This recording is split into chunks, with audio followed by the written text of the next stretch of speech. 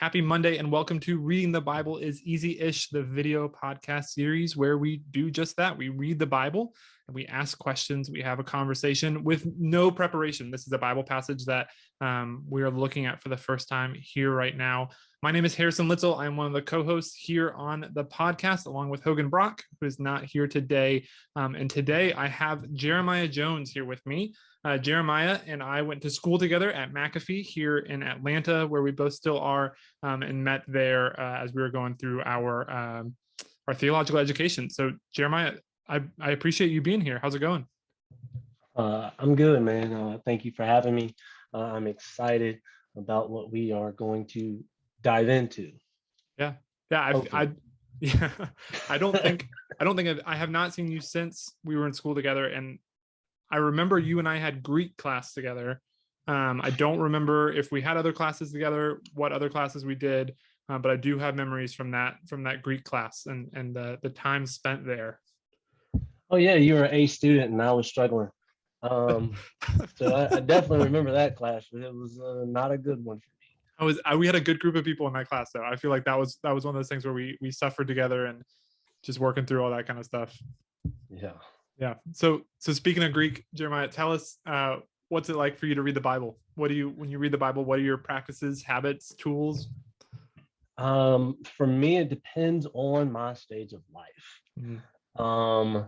There are some days when I just read a proverb based upon the date of the month, and then I'll take Psalms 150 divided by 5, and then whatever day that is or whatever, I'll say, this is this is the number of the Psalms I'll start on for that day, and I'll read 5 Psalms for that day. I occasionally I try to do the whole read through the Bible thing unsuccessfully, like everyone else, but I found a different way to do it, which I enjoy a little bit more. It's a 52-week read through the Bible, and each day it breaks it out into, each day of the week is broken out into, say, like the prophets, New Testament, Old Testament, poetry, and some other category I'm forgetting. So I like to do that reading through the Bible program, just because of the way it's sectioned off, and then just the chunks are smaller, and they're just not all over the place, so you can kind of remember the narrative that you're reading versus like this gunshot approach, I feel like, when I do the other year in Bible programs or whatever. So yeah, that's kind of my approach right now. Just kind of fill out how I feel that day. Oh, one other thing, there's a app that I use called Pray While Going, or Praying As You Go, or is it Pray As You Go, I think is what it's called. And it uses Ignatius type of a leading and prayer model and things of that nature, but it has a scripture that you center around, and I use that in the morning when I'm taking my kid to school, and then my kid and I'll pray, and then sometimes those verses will drive my thought for, say, that day, because they said something intriguing, and I'm like, let's just dive into this passage and let me figure out what's happening here. So it all just kind of, I've started to get freer as I've grown, I would say, in my faith, because I used to be very like dogmatic and like systematic and like, I have this book and I need to go through this book every single day type thing. Yeah, that wasn't really feeding me, if you will, for the long haul. So I had to change it up a little bit. Yeah, I appreciate that. I do think there are times for me too where I've, if I try to make myself too many rules and things like that, I think it's setting me up to succeed. But then I end up reacting against it, and then there ends up being this kind of shame built in, right? This guilt of like, well, I broke this rule, and so now I'm behind, and do I catch up or do I stay behind? And all that 100%. Kind of stuff just kind of snowballs on you. So those different practices that do give you a little bit more freedom can definitely be helpful. I'm gonna spring a question on you now that I didn't tell you I was gonna ask you, but I feel like you brought it up, of having a kid and kind of encountering these different passages with your kid. How does that impact you? What's different about going through the Bible with a kid rather than doing it by yourself? Man, my daughter can ask some questions, and so she's 4, and she'll hear a word or term, and she'll ask, what does that mean? This is her phase she's in. What does that mean? What does that Hmm. mean? And I have to really think, like, how do I explain this to a 4-year-old? So it really pushes me to grow in because I'm used to explaining things to adults and, theological concepts at times, all that stuff. Um, but can I explain that theological concept to a 4-year-old? So it really just pushes me. Hmm. It makes me really think. And then there's things that we read, for instance, in her the kid Bibles that she has, or that we hear, and I'm like, specifically in her kid Bible, I'm like, they could have explained this better, or they Yeah. could have used a different word that she would have understood more. So yeah, it really drives me to really think, how do I explain this to my kid? Yeah, for sure. One of the things that I've been enjoying recently is that one of the projects I'm working on the team that I'm on, we are working on definitions of the Bible for children, right? So we're talking about like, what is my definition for the Bible? And if I had to explain this to, I work with preschoolers. So if I had to explain this to a 3-year-old or a 4-year-old, how do I define the Bible? How do I even describe what this book is to someone who's 4? And yeah, I agree. It does. It just makes you stop and think. You have to kind of break down all these words that become common language to adults, within the church, especially. We have this kind of vocabulary that we build up within the Christian faith that people get used to and accustomed to, but 4-year-olds, they don't know what those words are. You have to kind of break those down even further and really kind of sometimes wrestle with it yourself, of this word that I've used all my life to describe my faith. What does it mean to me? What does it actually mean, as opposed to just kind of using it as this quick buzzword as we kind of go through these conversations. So I agree with you. Yeah, it can change things a lot. But I really appreciate you sharing how, that's a part of y'all's daily practice as you drive. That's great. Um, so for you, do you have a version of the Bible that you are drawn to, that you use regularly? What is it for you? um, um, I stick with the NRSV Okay. for the most part. Really depends on the setting too. Sometimes Yeah. I ain't gonna lie, certain settings, you can't go in there with a certain version of the Bible. So, Yeah. No, I but hear I that. mainly try to stick with the NRSV. Yeah, that seems the NRSV seems to be a popular choice among our guests here, and so we'll stick with that. But Jeremiah, to you, for today, you and I will be looking at Hebrews chapter 9, verses 24 through 28. This is one of the passages coming up this coming Sunday in the lectionary, the Revised Common Lectionary. And so what we'll do, as is our practice on this podcast, is we will read it. I'll read it for us from the NRSV. We'll then set a timer for us to kind of dig in for 5 minutes and see where it leads us. And so this is Hebrews chapter 9, verses 24 through 28. For Christ did not enter a sanctuary made by human hands, a mere copy of the true one, but he entered into heaven itself, now to appear in the presence of God on our behalf. Nor was it to offer himself again and again as the high priest enters the holy place year after year with blood that is not his own, for then he would have had to suffer again and again since the foundation of the world. But as it is, he has appeared once for all at the end of the age to remove sin by the sacrifice of himself. And just as it is appointed for mortals to die once, and after that judgment, so Christ, having been offered once to bear the sins of many, will appear a second time, not to deal with sin, but to save those who are eagerly waiting for him. All right, so I will set our timer for 5 minutes.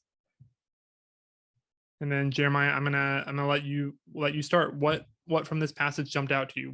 What from there? What questions jumped out to you? What words stood out to you? What did you hear? Oh, man, for me, this passage brings up atonement.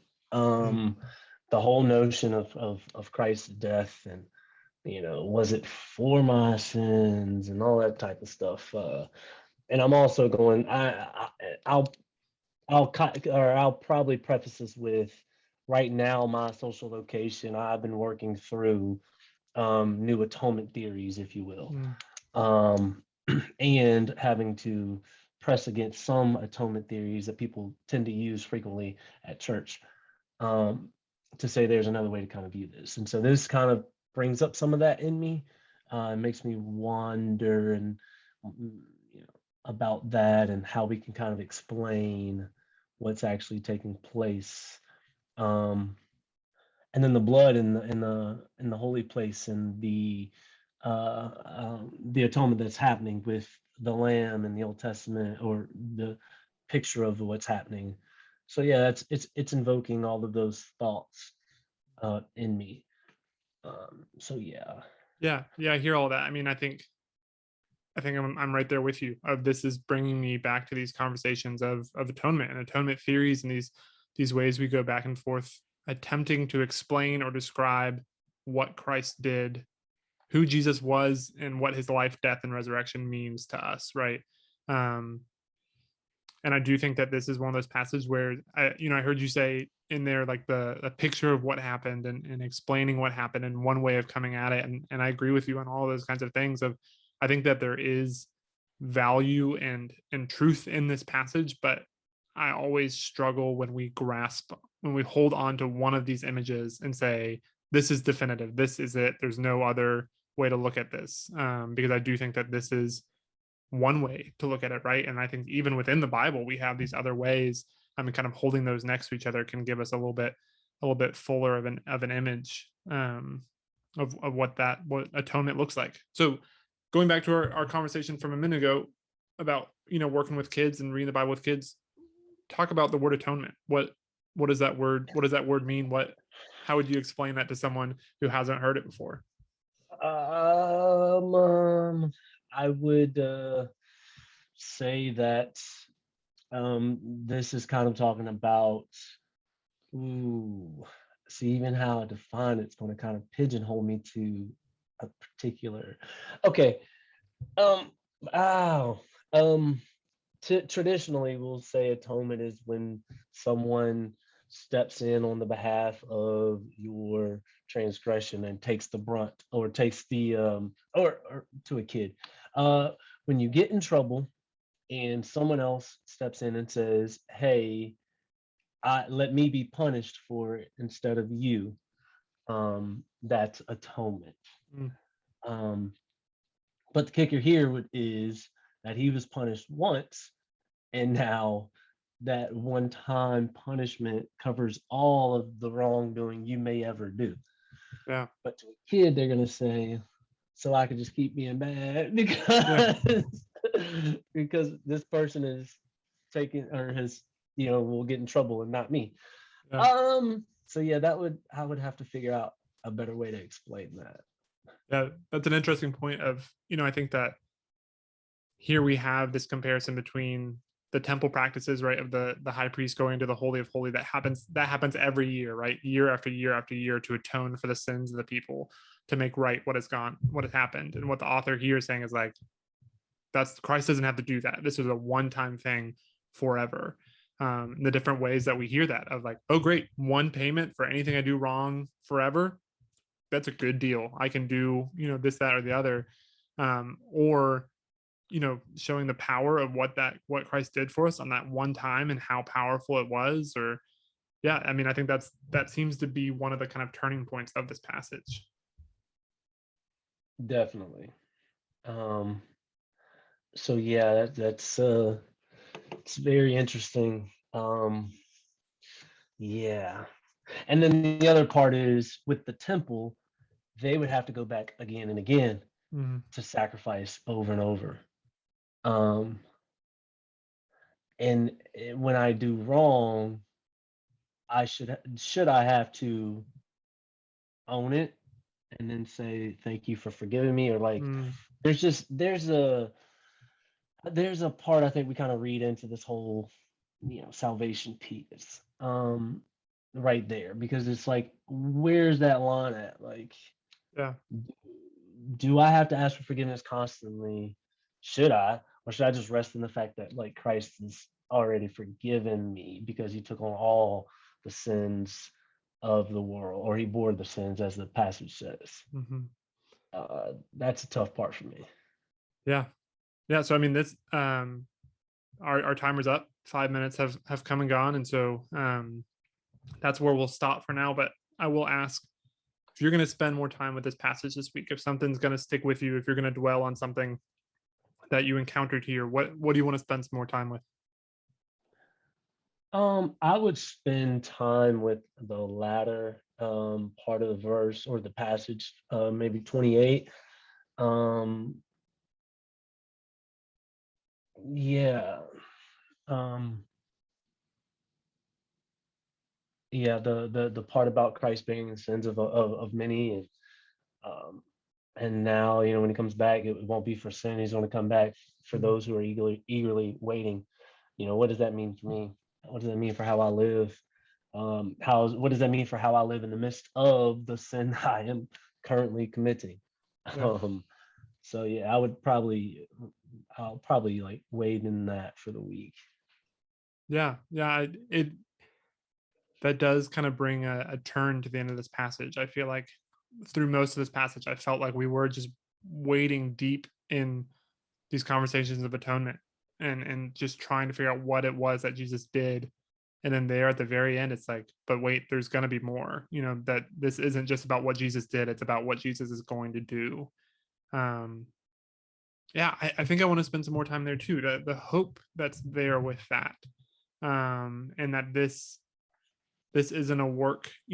Most of the passage is about how this was a one-time thing. Jesus only had to do this one time in order to take care of it, but something else is going to happen too. This was a one-time deal, but wait, there's more coming too, and kind of that already but not yet, and Mhm. all of that. That's so much an aspect of our faith as we live in this time when Jesus has come and lived and died and ascended, but we have hope for a future and what all of that means. I think that there are times that I kind of get lost in the complications of that, and I kind of want to sit with the simplicity of the hope that's there. And for me, something else that's hopeful about verse 28 is the fact that it says he's not coming back to deal with Mm, sin. The faith tradition to which I grew up in, Jesus was coming back as the ruler, as the judge. And if your house wasn't or if it's not in order when he arrives, he's going to burn that joker down. yeah, Um, and so this passage does give me hope as well that God's coming back, but not to deal with sin because it's already dealt with, but mm, just to be with me, to yeah. abide with me. Like that's amazing just to think about. Yeah, I do really like that. It does kind of take the fear out of that. It's not about the sin when Jesus comes back. Jesus already dealt with the sin. That part's done. It's about presence. It's about hope. It's about rejoining those who are eagerly waiting. Yeah, thanks for that. I feel like I needed you to kind of hit that again for it to finally click with me. What was part of that passage there. Um, I mean, well, that's it. That's it for this episode. That's it for this podcast. I feel like we're just now kind of hitting this passage and finding where it is. But thank you to everybody watching or listening for joining us. If you've made it with us this far, we hope that you like, subscribe, follow, share it with a friend or somebody else who you think would want to hear this week. Somebody who would want to join us as we continue to read the Bible and encounter these passages in ways that we hope are approachable and accessible. Thanks again to Jeremiah for joining me this week. And until next time, just keep on reading the Bible.